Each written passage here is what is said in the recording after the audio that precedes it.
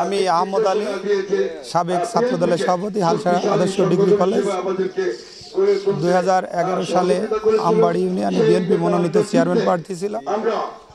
আমি আজকে মিরপুর ভেড়ামারা গণমানুষের নেতা, উন্নয়নের রূপকার, বীর মুক্তিযোদ্ধা অধ্যাপক শহীদুল ইসলামের ঈদ উপলক্ষে মিরপুর উপজেলার প্রত্যেকটা ইউনিয়নে পথসভা, ঈদ শুভেচ্ছা বিনিময় র্যালিতে আমরা উপস্থিত আছি।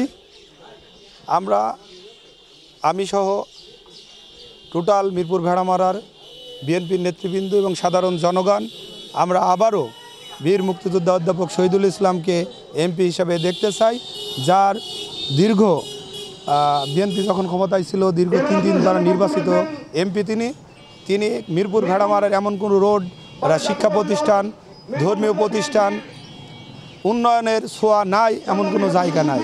তাই আবারও গণজোয়ার উঠেছে মিরপুর ভেড়ামারায় মানুষের, যে আবারও বীর মুক্তিযোদ্ধা অধ্যাপক শহীদুল ইসলামকে এমপি হিসাবে দেখতে চাই। আমি জনগণকে বলতে চাই,